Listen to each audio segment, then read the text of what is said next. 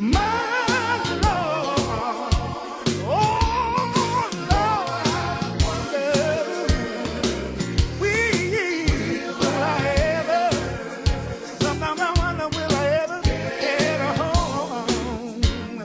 Hey, hey, come on, let's talk about it now. A sweet home, talk about it. Talk about a sweet home. You tell me there are 12 gates to the city.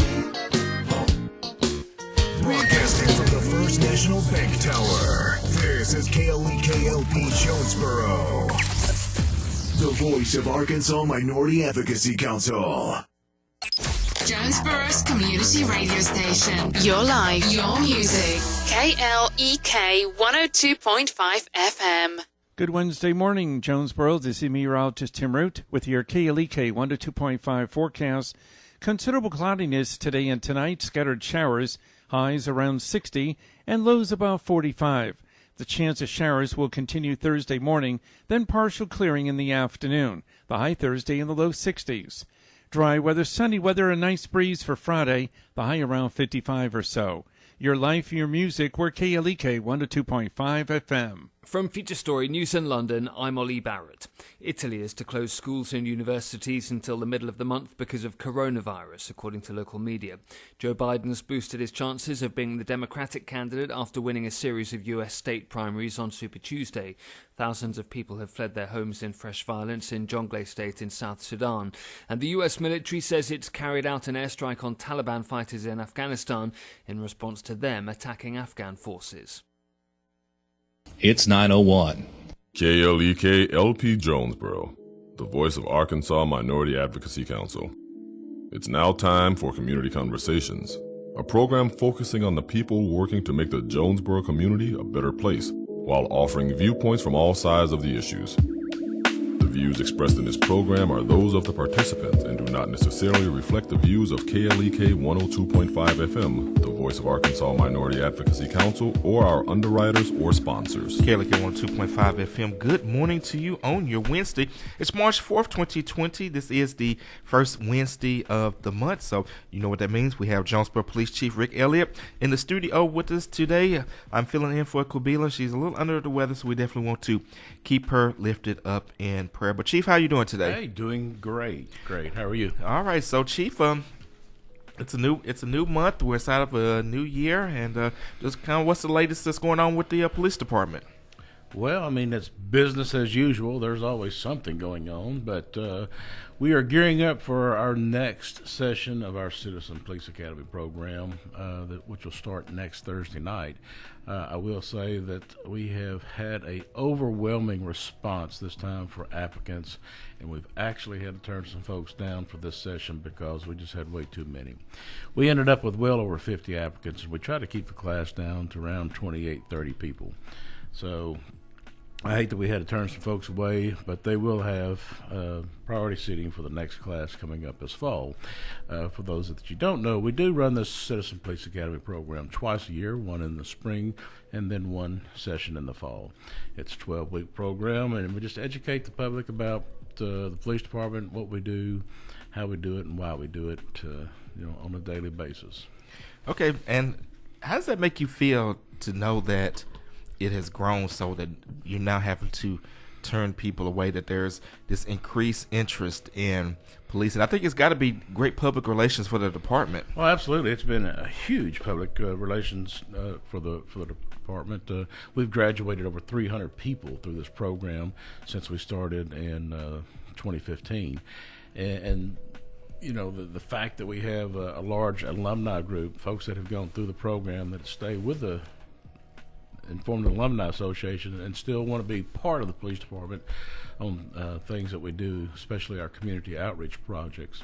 So it's been a huge help. I think it's been great in building relationships out in the community, which that is the goal of the academy, is to bridge the gap, create those relationships and partnerships in the community, and to dispel any rumors and cut down any concerns that folks might have about policing, things like that. So, like I said many times, it's better when we sit and talk to each other and at each other, and that's what we do during this class.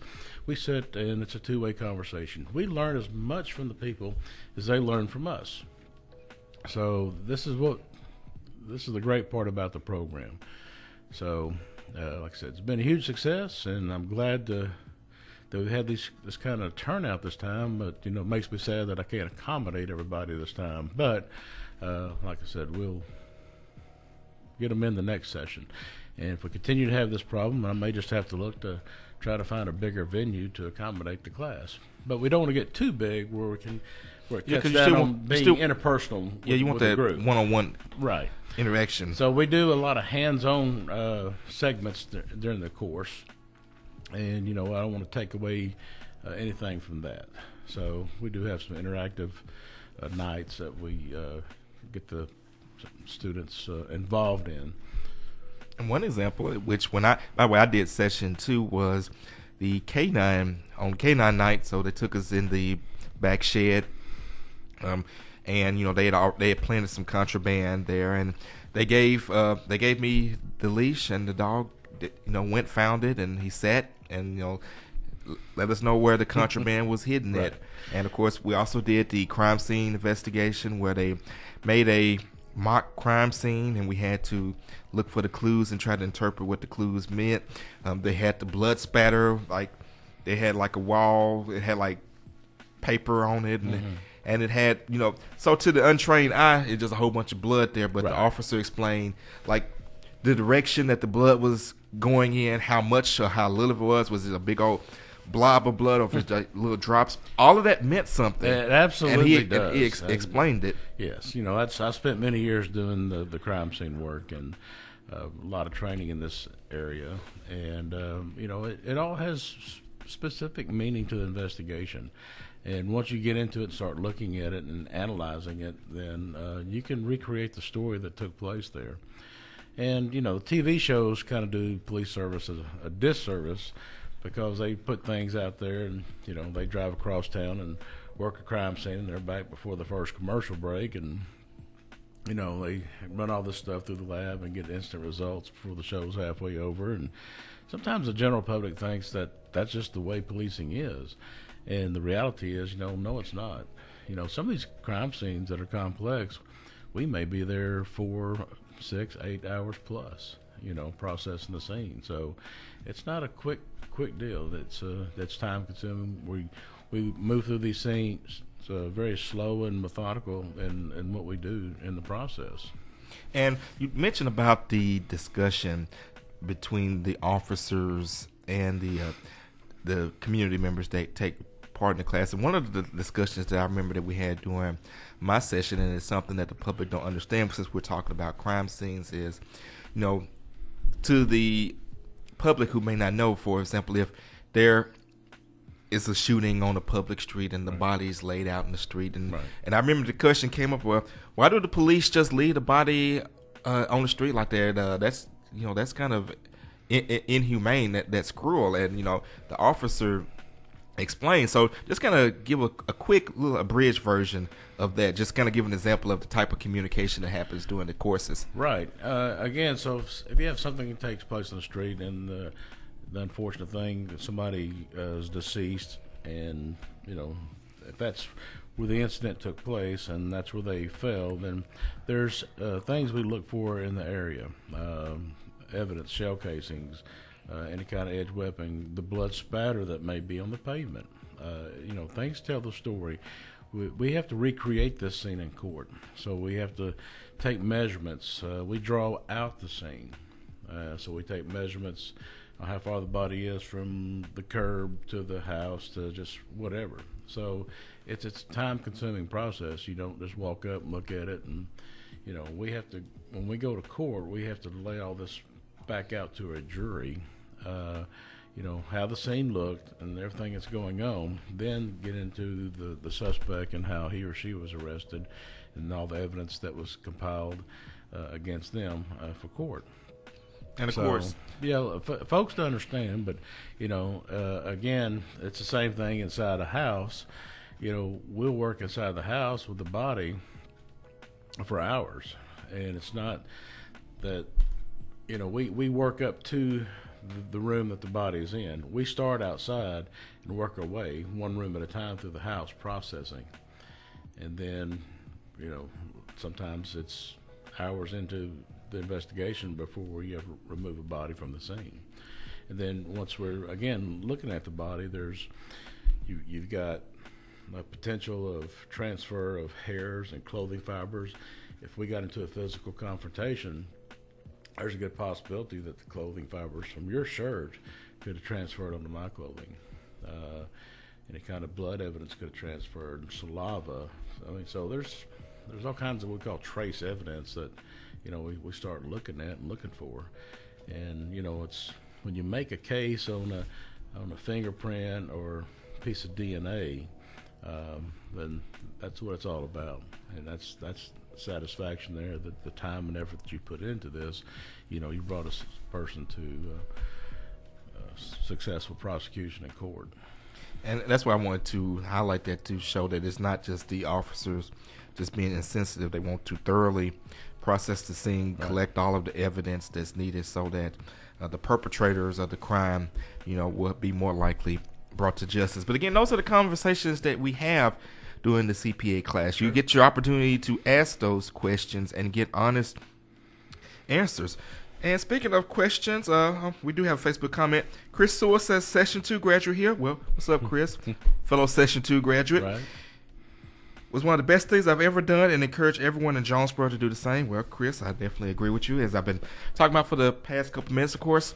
My favorite part of CPA was the ride-alongs. That's where you really get to see what an officer's day is like. And I did, even though we didn't have to do them, but I signed up for 3. I wanted to experience each shift. So I did one on first shift, one on second shift, one on third. And each one had their different things that went on. Like my third shift ride-along, we spent almost his entire shift on one incident. It was we found a lady. She was originally in a ditch, and when we got there, turned out she was a little intoxicated, and so she was arrested for DUI, and she had to go to the hospital to get treatment before she could even be taken, to jail.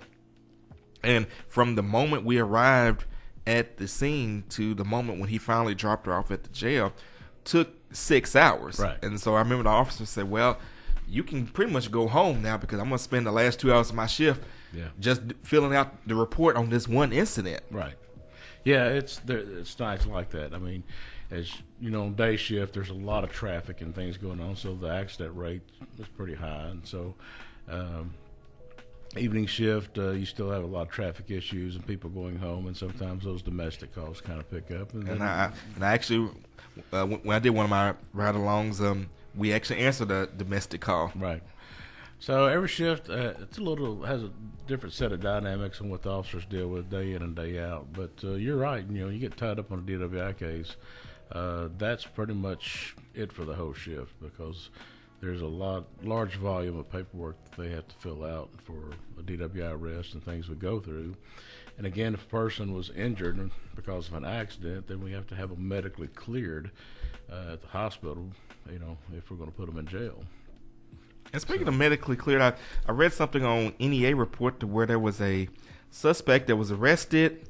The hospital released him. They didn't let you all know, and he got away, and you all had to go catch him. Right. Well, technically, the hospital's take is we cannot, due to HIPAA laws, they can't release patient discharge information. So we're not saying anything negative against the hospital over that. This is just one of their rules that they have in place and under HIPAA, that they just technically can't call and say, hey, come pick this guy up, we're fixing to discharge him. Now, if the person would have remained in custody, then wouldn't have been an issue, because they'd been under armed guard. But this was an individual that it was just a drug charge, and if he got out, really posed no threat to the community. We just have to take time and go find him again. Now, if it's somebody that we think that would pose a threat to the community, then we'd have had somebody that had to sit with him all night or for days or whatever until he got discharged from the hospital.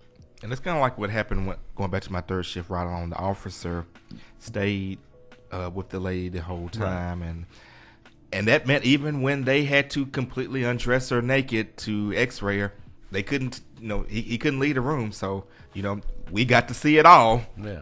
But again, it comes with the job. But again, Citizens Police Academy, I definitely encourage anyone out there that is listening to sign up. You will definitely learn so much about the police department. You'll learn about how the police department is organized, the chain of command. You'll even learn what it's like to be married to a police officer. I remember there was a thing about the police spouse, the SWAT. I know sometimes people think the SWAT team is cool. They have all the gear, and so they have a night where they took us out, they showed us the gear, we got to try it on, and that stuff is extremely heavy. It is. You get the opportunity to shoot all of the weapons that the police department has, from the pistols to the ARs. I don't think they got a cannon, but if they had a cannon, they would probably let you shoot it. But no, we don't have a cannon.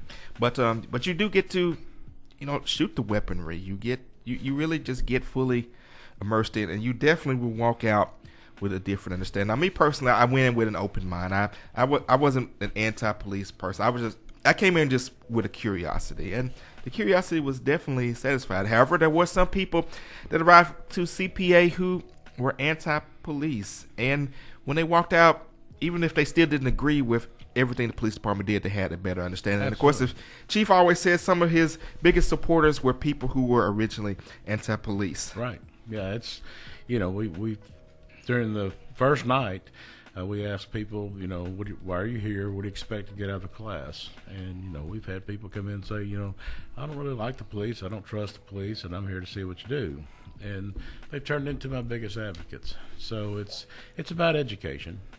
Again, once you are educated on a topic, you can better make a judgment of whether you like it or don't like it. So, just because other people may like you or like a topic or whatever subject matter, always educate yourself on it before you take a stance on it.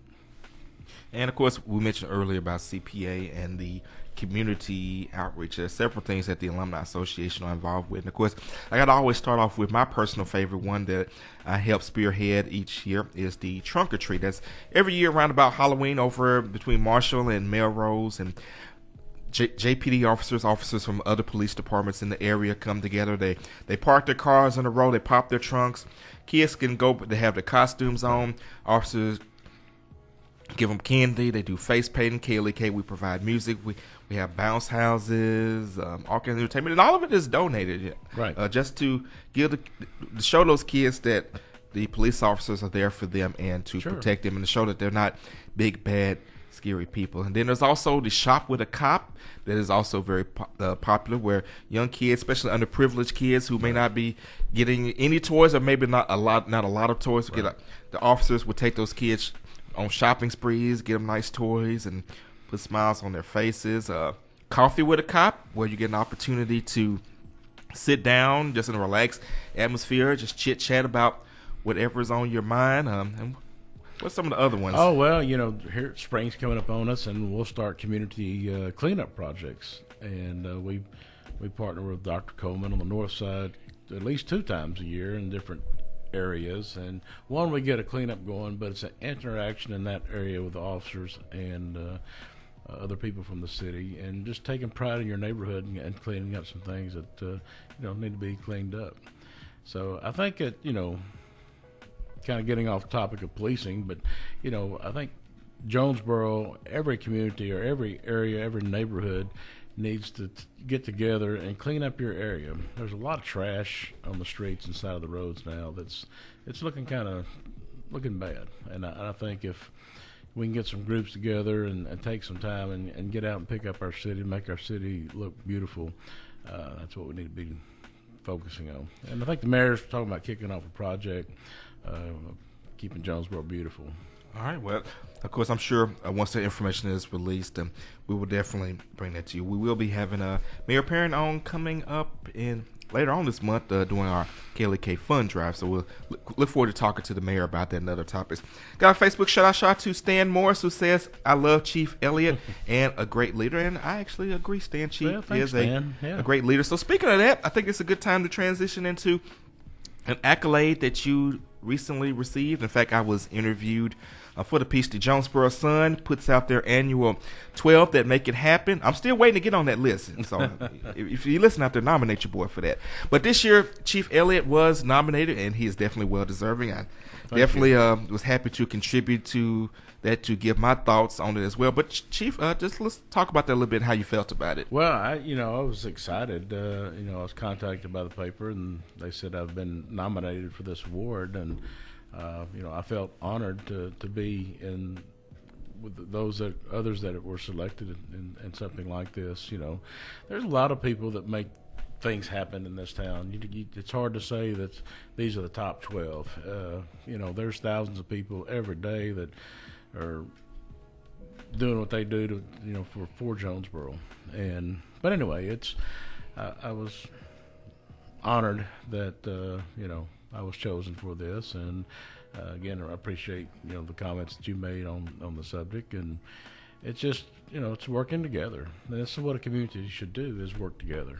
Well, I think it goes back to your philosophy that you had since day one of Bridging the Gap and talking to each other and not each other, and definitely trying to bring everyone together instead of it's an us versus them, because we do all live here in Jonesboro together, and I can definitely say that you have treated people equally and fairly, and you definitely went above and beyond to reach out to the minority community, especially the black community, by doing this show, coming to black churches, coming to events when invited. I know you speak at our Juneteenth each year.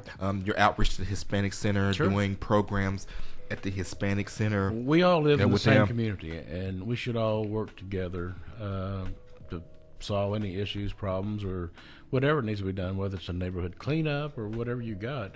I think, when a community works together, you build relationships, and you build that bond and trust, and know that you can depend on your neighbor if times turn bad on us. If we had something bad happen in Jonesboro, like a tornado or something, and definitely praying for those in Nashville.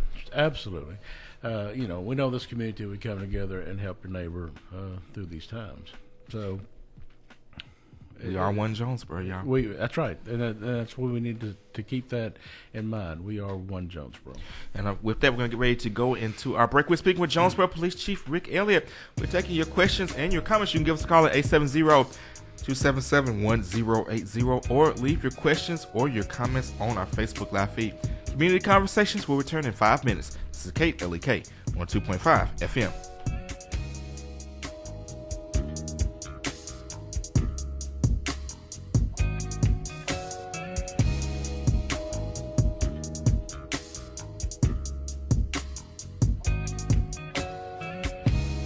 You're listening to Community Conversations on KLEK 102.5 FM. We'll be right back.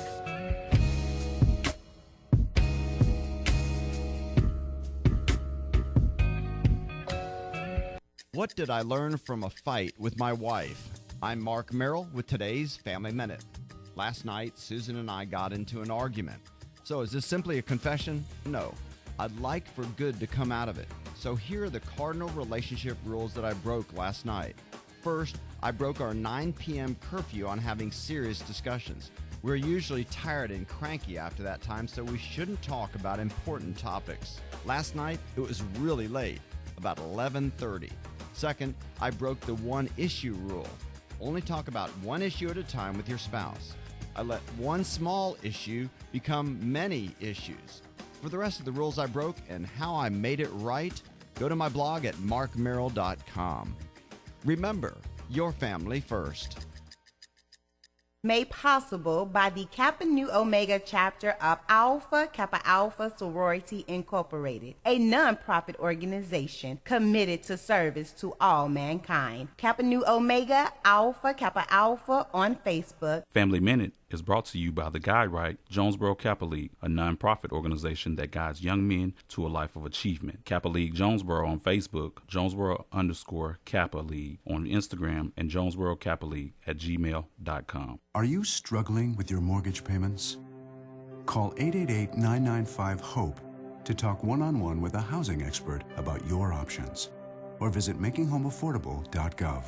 Brought to you by the U.S. Treasury, HUD, and the Ad Council. Most of my family, they never graduated high school, so I'm trying to break that barrier. My daughter Brooklyn was also a motivation for me to go back to school. Every day after work, went straight to school, and it paid off. At age 26, Kareem finished his high school diploma. I could not have done it alone. I see the future is really bright for me. No one gets a diploma alone. If you're thinking of finishing your high school diploma, you have help. Find free adult education classes near you at finishyourdiploma.org. Brought to you by the Dollar General Literacy Foundation and the Ad Council. If you're struggling to pay the mortgage, Making Home Affordable is a free government resource that can make it easier. Call 888-995-HOPE or visit makinghomeaffordable.gov. Brought to you by the U.S. Treasury, HUD, and the Ad Council. KLEK thanks the staff of Life Strategies Counseling Incorporated for helping people through hard times in life such as depression, family issues, stress, abuse, and more. They offer counseling and therapy for all ages, individuals, families, and groups. They are located at 1217 Stone Street. Phone number 1-866-972-1268 or online at lscihelp.com. The Black Professionals Network of Jonesboro was incorporated January 2013 with the mission of creating networking opportunities and to create community presence in the Jonesboro area. BPN is a diverse group of professionals established to make Jonesboro an ideal place for people of color and operates under the 4 pillars of Live, Learn, Lead, and Link. BPN meets the third Thursday of every month. More info, Black Professionals Network on Facebook and bpnjonesboro.org. The McDaniel Law Firm, 400 South Main Street in Jonesboro, is a firm believer in justice and equality for the minority community. The McDaniel Law Firm has fought for our rights for over 44 years. The McDaniel Law Firm offers legal help for wrongful death as well as trucking and automobile accidents. Bobby and Brett McDaniel are available for a free consultation at 870-336-4747 or at www.mcdaniellawyers.com. House of Details, located at 3915 East Highland in Jonesboro, is a proud supporter of KLEK, offering detailing on any type of vehicle: basic wash, hand wash, shampoo, interior cleaning, waxing, buffering, headlight restoration, pickup, delivery, and more, with the motto of anything mean we can clean. Details at 870-273-5187. House of Details on Facebook and at klekfm.org. KLEK 102.5 FM is giving you more praise. That's right, KLEK brings to you All Gospel Wednesdays. Every Wednesday, enjoy all of your favorite gospel hits and get your praise on all day long. Plus, the return of the KLEK Praise Break. Lift up your hands, rejoice, and praise Him all day, all Wednesday, every Wednesday on KLEK 102.5 FM.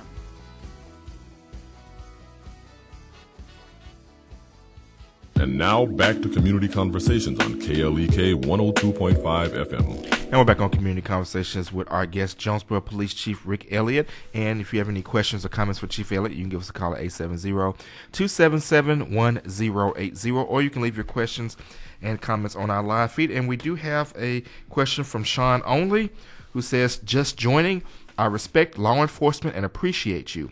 There seem to be a lot of car accidents here that police are expending lots of time and resources on. Yes. What is the underlying cause of most accidents here? Is there anything being done to address this issue that you are aware of? And shout out to Rashad Kirksey. Yes, you have a great point to bring up. There is a lot of car accidents every month. We average 280 plus street accidents a month in this town. This is not counting the parking lot accidents. This is street accidents. So there are a lot of accidents, and we see a lot of it due to inattentive driving. People not paying attention, or people may be on their phone, distracted driving.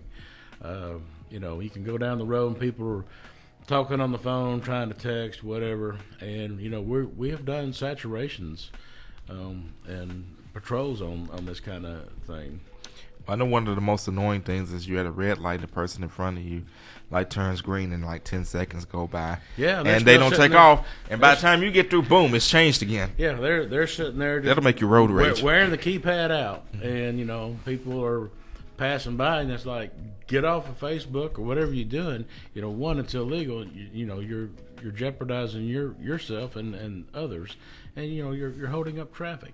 So, what are we doing about it? Yeah, I've put officers out there in unmarked vehicles. Our motorcycle guys, the weather is warmed up now. I had a lady ask me yesterday, she goes, hey, there at Caraway and Highland, that little median, with little planters in it, there's a motorcycle sitting in the middle of it. I'm going, yes, ma'am. Because the cars will pull up right next to an officer on the motorcycle, not seeing that they're 3 feet from this officer, and they get on the phone and start texting. And then the motorcycle says, hey, let me holler at you. That's right. It's unbelievable. That just shows you to the degree that people are not paying attention to what's going on in the driving. And therefore, we end up with a lot of accidents. And the sad thing is, people get hurt in some of these accidents, and every now and then, we get somebody killed in these accidents. So, folks will stress. Stay off your phone while you're driving. There's nothing that important that, you got to be on the phone. And if you have some kind of Bluetooth device, then utilize it. Most newer model vehicles have Bluetooth capabilities, and if you have to have a phone conversation, then keep the phone out of your hand and have your conversation and drive. But just be cautious, because we need to get those numbers back down. So I'm pushing the officers to gain compliance by writing tickets. All right, so there you have it. So another thing that is adding to this, just the increase of volume in traffic. You've got many more cars on the road, but you don't have that many new roads being built. I mean, we have the MLK extension, but that hasn't been built yet. And of course, let me ask you this, because this is a potential traffic issue that I see coming up. So, currently they're building the Watts Street overpass, right. And it looks like it's going to be like a 2-lane road, because I know they're going to divert to the Watts Street overpass while they build the main overpass over Highland. So, that could be a potential nightmare. It's going to be a nightmare. Jonesboro is growing, and we do have a lot of modifications, projects fixing to take place this year in 2020. And, of course, the Watt Street overpass, they're hanging steel over the tracks now, so that's moving along real nice. But yes, once they get it completed, they will shut down Highland at the tracks there and divert all that traffic around. So it's going to bottleneck. It's going to be, for the next year and a half till they get the main overpass built, we're going to have some traffic issues.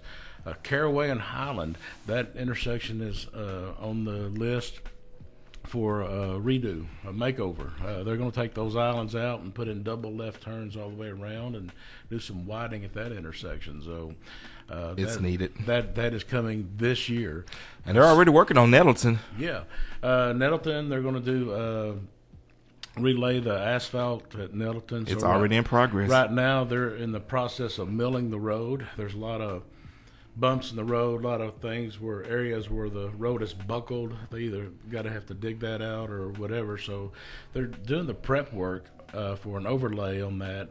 And we're probably looking at about a month time they get through milling and doing all the prep until they get it relayed. It could be 2 weeks to a little bit longer for that project. So, in 2020, there are a lot of orange barrels that you're going to see around Jonesboro. There will be some traffic congestion problems. And then, of course, the highway department is going to start working on the interstate from Southwest Drive to the Love's truck stop exit. They're going to be redoing that section of road on both sides. So you're going to take all that traffic and put it down to 2 lanes. So you're going to, normally you got divided highway, you're going to divert 1 lane over onto the other and make it a 2-lane road while they're rehabbing, this portion of the interstate. So that's a 2-year project that we're going to be down to a 2-lane traffic flow pattern on this stretch of road. So just, bear that in mind that, there's a lot of things taking place. And like I said, we're going to see a lot of orange barrels. You got to slow down, pay attention in these zones, because fines double in work zone areas. If you get caught speeding or whatever, those fines double in the work zone areas. And depending on what kind of ticket it is, you could be looking at hundreds of dollars. Oh, absolutely. Got a Facebook shout out from Joshua Parnell, who says he's a good man. So, Chief, let's transition, and it's sort of kind of what we were just talking about for as accidents. So you said during the break that the upcoming annual report is about to be released. So let's talk about that a little bit. Yeah, we of course we put together weekly reports, monthly reports, and at the end of the year we put together what's called an annual report, and basically it's just an overview of everything that the police department's done in the past year. So all of our statistics on the number of reports taken, accident reports taken, tickets issued, warnings issued, anything statistically with numbers, it's all in this report, plus all of our community outreach projects, officers that have been awarded accommodations throughout the year. We also like to highlight and recognize them for their outstanding work that they have done. So this is all comprised together in one report. It's 60 plus pages long, and it will be available on our website hopefully within the next week. And if you're interested in this or any of our other reports that are published weekly, monthly, they're all archived on our website at jonesboropolice.com. All that information's out there if you'd like to take a read at it. All right, and transitioning into that, one of the things that the department has done within the last year or so is to have a much greater presence on social media. You hired Sally Smith to be the public information specialist, and she has done a great job with revamping things and using her expertise to create content, and it's paid off. I believe y'all are like 20,000 likes now. Well, we're at actually 22,900 something likes. And I attribute to Sally and Rachel Carmack that I've hired to come in. And, Rachel redid our Facebook, and in a year's time, we have grown to almost 23,000 followers. So that's pretty phenomenal. And I'm proud of what these ladies have done in our community outreach department. And it's a team effort. And they stay busy 8 hours a day. There's more to just posting things on Facebook. We have information to get out to the media outlets, and then, we have FOIA requests that we have to meet, daily. So there's a lot of things that go on in that department every day, and these two ladies make it happen and get the information out there. And another thing that they do is, as I mentioned, they create content. In fact, I was asked and I agreed to do an interview about my experience with CPA, so be on the lookout for that coming soon. And also, even like last month was Black History Month. They posted some of the first black officers. So it's not just the whodunit. It's history, things to keep the community engaged. Sure. And just it's kind of like another way of just kind of letting people look through the window of the police department. Absolutely. And this is the great skill set that Sally has. She's spent 25 plus years in the video industry and making commercials and things like that. And she came to us with equipment and editing software and cameras and things like that. And so I have my own production person, in house now. Yeah, because when I did my interview, I walked in and she had the lights set up and the camera. So you've turned the training room into a studio. Absolutely, and this is a huge asset for us to have. These two ladies that come in with these kind of skills. So one, we got our social media up and running, and two, what we're going to start out and looking forward to doing in 2020. There's some short segments that we can post on our Facebook and website. It may be 30 seconds with a chief, or we maybe do some 30-second PSA things to put out there, but it'll be live. Well, or not live, it'll be recorded. Well, I'm gonna give you an idea. So you always talk about how the PSAs on KLEK help recruit minority officers. Have Sally do a PSA with the black officers for minority recruitment. Absolutely. Oh, yeah. I think it'll be a big help. Already on the agenda. I mean, radio, you can hear it, Mhm. but if we put out a video on our website and on our social media, you can see it. So that's absolutely on our list of things to do. Our Facebook shout out from Reverend Ota, who says, "Good morning, Chief." And good morning, Reverend Ota. All right, and of course, if you have a question or a comment for Chief Elliott, you can give us a call at 870-277-1080 or leave your questions or your comments on our Facebook Live feed. So, Chief, what is the newest with the Sky Cops? Well, all Sky Cops are up and running, and we're having one success story after another. So it's been a huge help for us on investigations, and I think it's been a deterrent in the areas that they've gone up in. We look at the Cedar Heights area, especially the 1800 block, where we installed a camera over 3 months ago, and our call volume went down to virtually zero. Now, I'm not saying that we hadn't had a couple of violent incidents up there in that area, and the fortunate thing for us was, yes, they were captured on video, or we got enough information from the video of the suspect leaving the area, or got vehicle identification, suspect identifications, things like that. So it's worked. It's designed.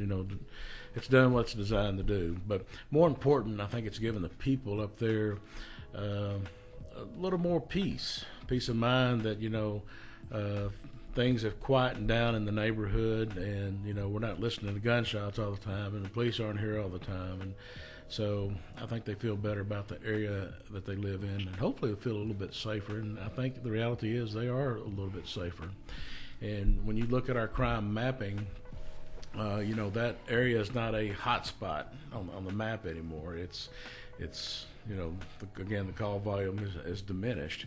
So when we look at that area now compared to, say, a year ago at this time, there's a huge drop in the call volume. So we're glad to see it, and we're seeing that the program is working, and as funding comes available, I hope to add a few more around town. And if the area is the unit's not needed in the area, then we'll certainly move units around to meet our needs accordingly.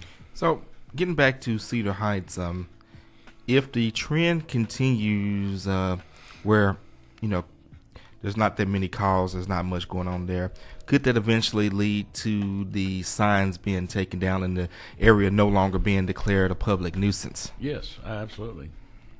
Well, I know that's an issue. I'm not talking about tomorrow or next week. But I said eventually. But the trend is, if an area calms down enough and changes, then certainly we'll take a look at that. Absolutely.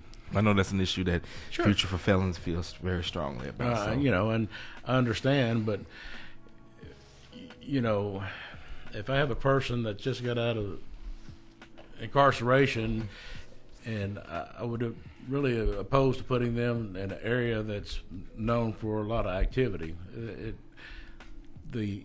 gives them or sets up our opportunity for them to reoffend. So it's not setting them up for success, it's setting them up for failure. And we don't want to see that. I mean, we want people to not, reoffend and go back into custody.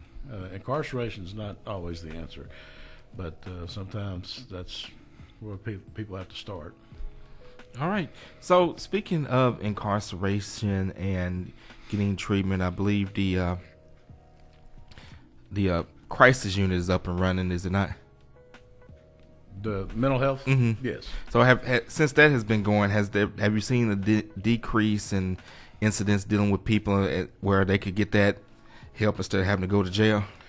Well, we've always tried to avoid the jail thing, for the past several years, even before we had the unit. Again, jail is not the answer, but the things we have in place for the past several years is they go get a mental health screening at the hospital, and then from there they get sent to a treatment facility. Now, with the crisis stabilization unit in place, we can make that a first stop instead of going to the ER, and they can be evaluated. So, are we seeing a benefit from it? Yeah, absolutely. Well, that's definitely good. That's definitely good. So, what about the street crimes unit? I know that they're probably still keeping busy. Sure. As you can see if you follow us on Facebook, they're making bust about every day and trying to get some of these illegal drugs off our streets. And that's definitely a good thing to get the drugs off the street. So since that unit's been activated, what percent has the number of drug activity decreased in the city? If you could just give an estimate. Well, I mean, one, I'd have to know how much actual drug activity is taking place, but when you look at the arrest, you're dealing with a couple thousand arrests a year. We're taking off the streets over $1 million worth of illegal drugs for the past, or every year that they've been in operation. So, it's been a success. What is actually out there, it's probably scary to know, but it's unfortunate, but it is out there, and there's a big problem that people have this kind of habit, and it's destroying lives. And that's the ripple effect of the busting, of the arrest. So the less that is out there, then the less available for people to get addicted to and then have to go to crisis stabilization units or jail or even something worse than that. We got a Facebook shout out to Derek Coleman. Appreciate you for checking in on our Facebook live feed. So any other events that are coming up that the police department is involved with? Well, not just yet. Spring is just around the corner, and I anticipate our spring cleanup projects will start to come about very soon, and the DARE guys will start kicking off their fundraising activities before too long. And so, the winter months are about over, and spring is here, so it's going to start getting busy for us. It definitely is. And of course, before you know it, summer will be here, and that's going to bring a whole different list of challenges to the police department as well. Always does, but again, as long as we work together with the community and get the results from the community that we've been getting, then it just makes us more successful in what we do day in and day out. All right, let's talk about the shooting range. Since the last time you were here, the city council has approved the contractor to begin construction. So what's the latest updates on that? Sure. Ramson Construction Company has been awarded the contract for this next phase of the shooting sports complex. And we're hoping by late summer, the public will have access to go out there and be able to shoot on the pistol rifle and at least have 3 of the trap ranges open. So for the folks that are shooting enthusiasts, this is exciting times for them. We know that this will draw people from multiple states on a weekly basis just to come to recreational shoot. Once we get this thing completely built out, if it's built according to what we have designed now, there will not be anything like it in this part of the country. It will be a very nice asset to Jonesboro, and we think the economic impact that it could potentially have for our community would be huge.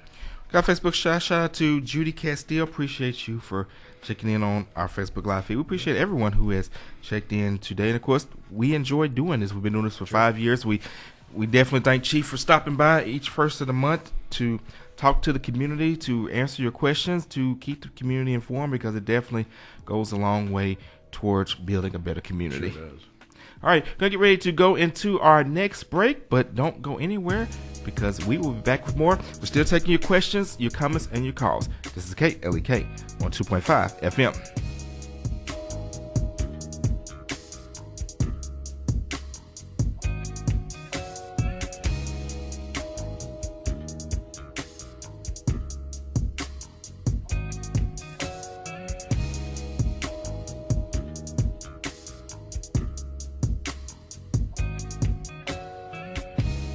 You're listening to Community Conversations on KLEK 102.5 FM. We'll be right back.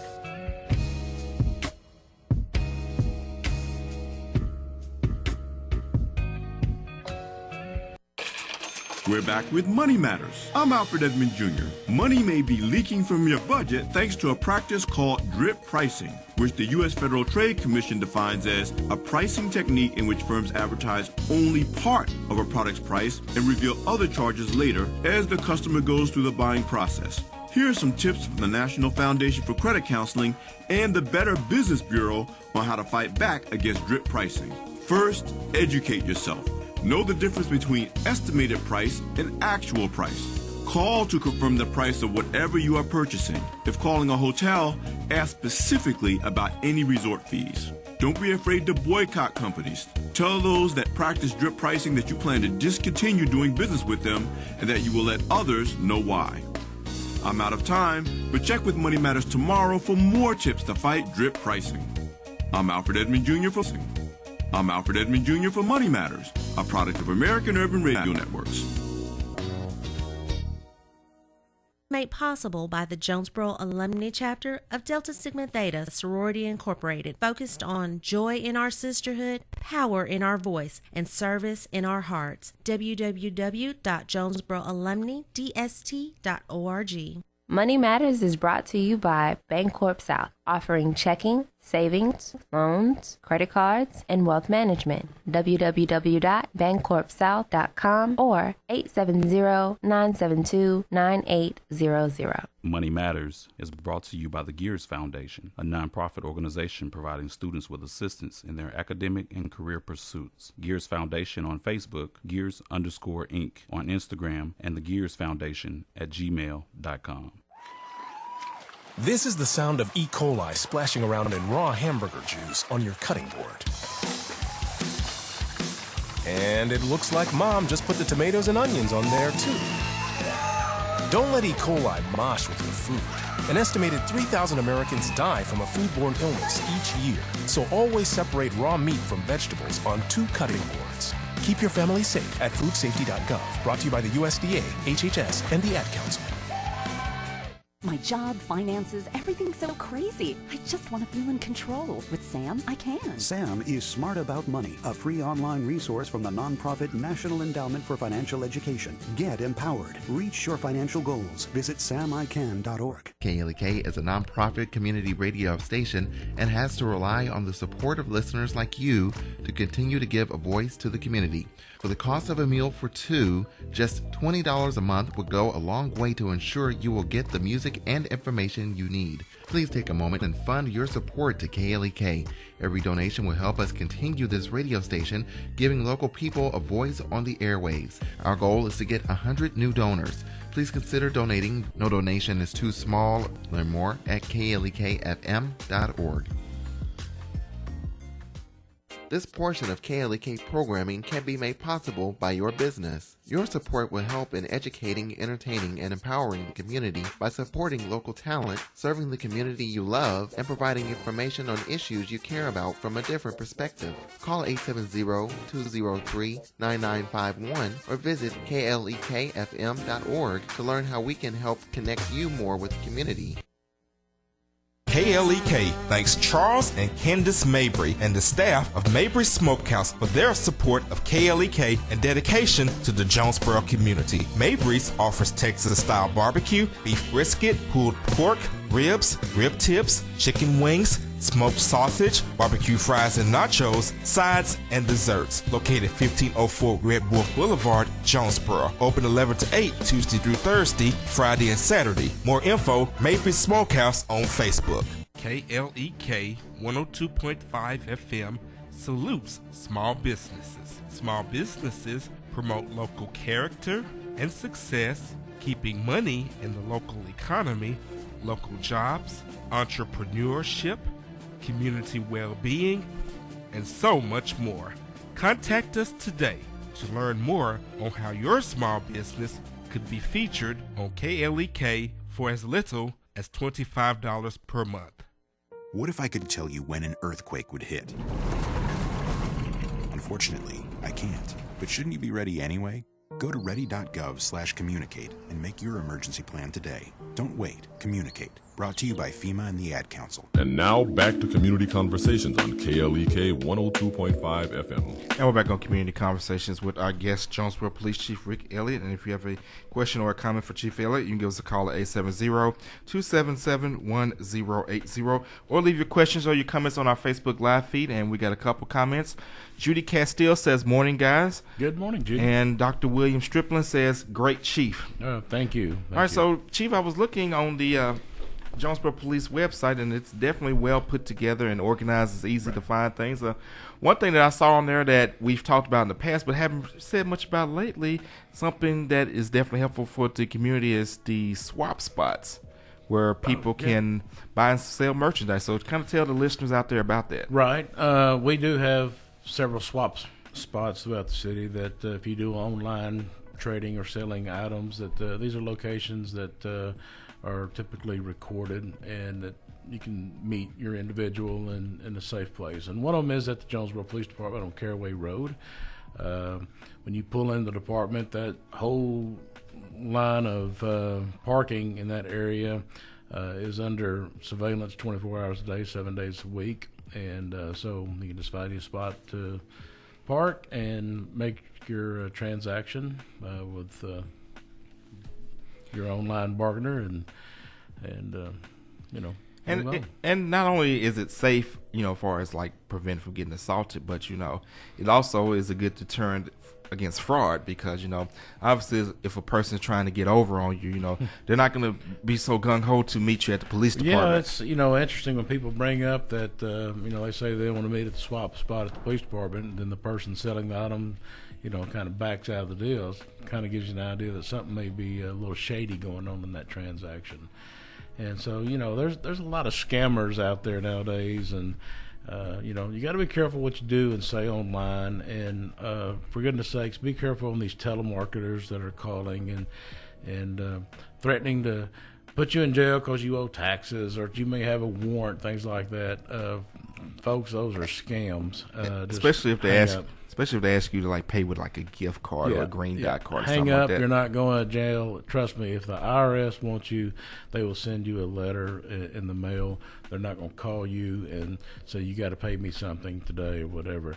If any law enforcement agency needs to get a hold of you, they will leave their name and phone number, and you can verify the phone number by looking up on the internet or the phone book that is a legitimate law enforcement agency. So, and they'll come by your house. Yeah, they'll come by your house, leave, you know, our warrants guys will leave business cards, things like that. Hey, give us a call. We got a warrant for you, whatever. But, you know, just be leery of these scammers. We've seen folks that have given a lot of money, you know. The worst ones that are out there, hey, you can make $100,000. You know, if you'll give me $3,000, you know, we'll give you $100,000 later. It does not exist. You know, that is. They're gonna take your money and run. It's a scam. So just be careful. Like I said, it's unfortunate that we see victims of fall prey to this several times throughout the year, that they're out thousands of dollars, and you know, just because they didn't know better. In other words, if it sounds too good to be true, it very likely is. It is. Judy Castile says safe places, such a good idea for multiple reasons. And again, I absolutely agree. Chief, do we have any shout outs as we get ready to go into our outro? No. Cora, where you at? I didn't see Cora on the live Well, feed. you know, that's right. Cora's must not be listening today, or she's tied up maybe. Probably plotting against you. Probably. It's all good. Shout out to all of my CPA graduates, and shout out to everyone out there that is listening. But definitely check out the Jonesboro Police website. I'm looking at it right now. It's one of the things I want to highlight is the public info section. This is where you can interact with the police department in several ways. So it starts off, it has the public JPD Office of Public Information. It has Sally's picture on there.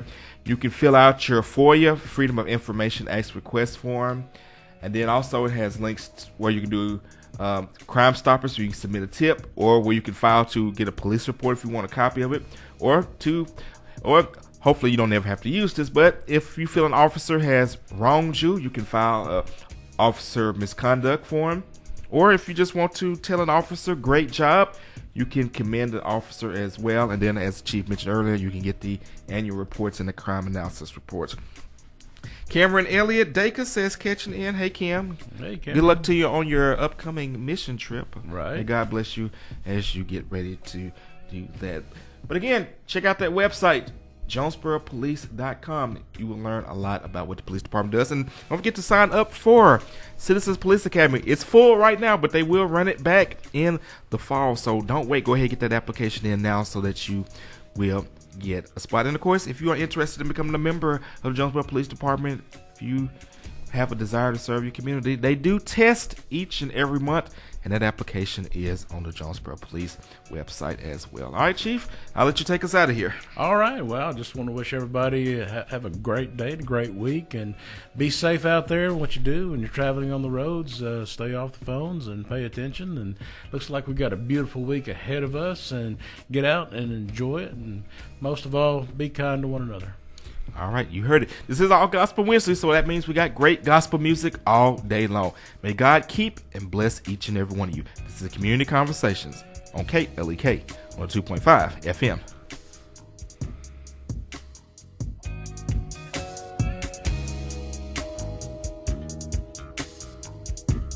Thank you for listening to Community Conversations on KLEK 102.5 FM. A program focusing on the people working to make the Jonesboro community a better place while offering viewpoints from all sides of the issues. The views expressed in this program are